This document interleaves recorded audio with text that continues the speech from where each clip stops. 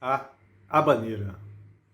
A habaneira foi um gênero musical bastante difundido no Brasil nas últimas décadas do século XIX.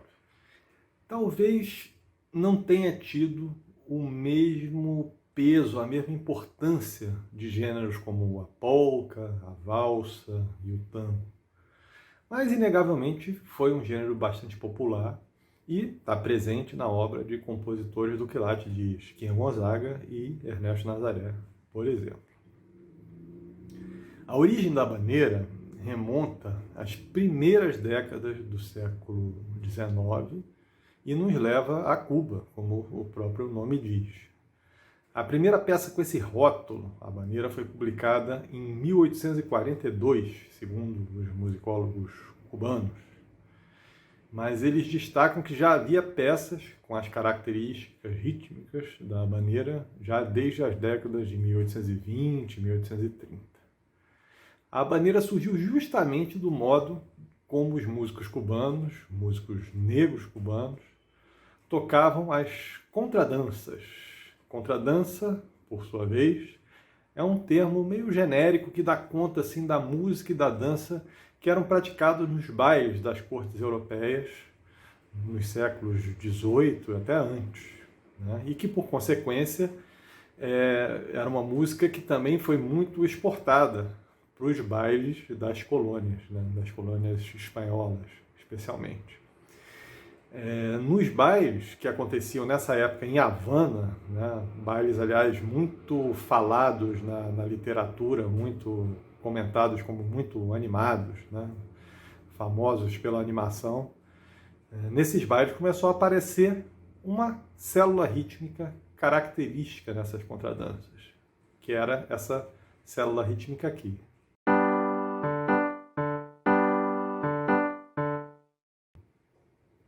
A partir dessa célula rítmica, foi criada uma música com sotaque único, especial, cheia de polirritmias complexas, né? E que ia dar origem aos gêneros cubanos no fim do século XIX, início do século XX, como o dançon, por exemplo.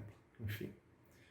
Mas, voltando à habaneira, em meados do século XIX, 1840, 1850, a habaneira começa a circular de Cuba para a Europa, nesse leve trás das muitas companhias de música que iam e vinham da metrópole para a colônia, né? Companhias de zarzuela, companhias de teatro, enfim.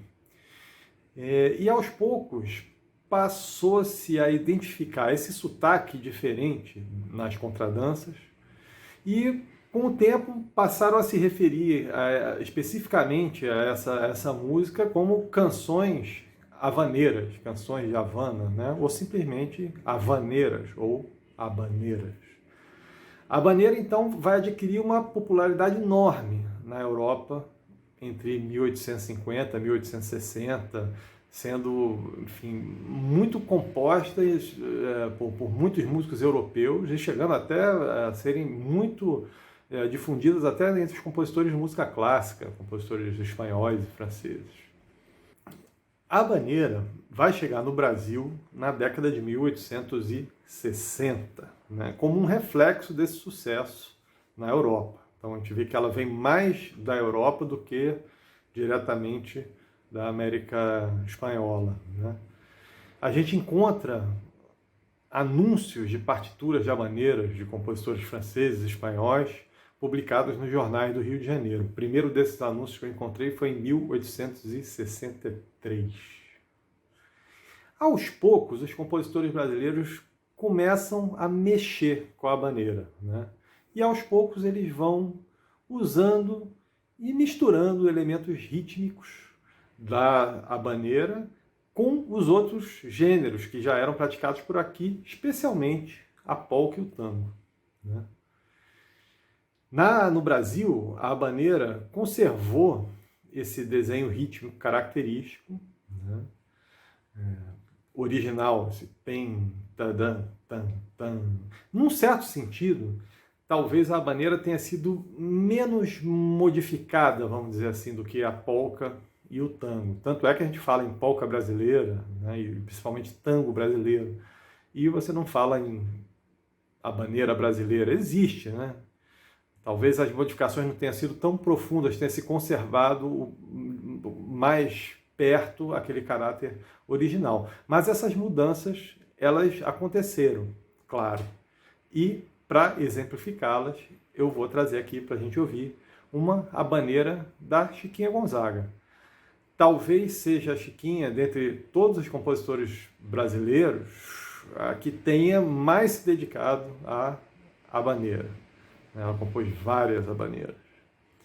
E a gente vai ouvir uma habaneira lindíssima dela, chamada Sonhando, e eu vou pedir para vocês prestarem atenção no caráter lírico da melodia. E esse caráter lírico, em como ele faz com que o acompanhamento não seja executado de uma forma tão marcada, né, com as notas tão acentuadas e encurtadas, como em geral acontecia nas habaneiras estrangeiras, né, as habaneiras espanholas, por exemplo. Né.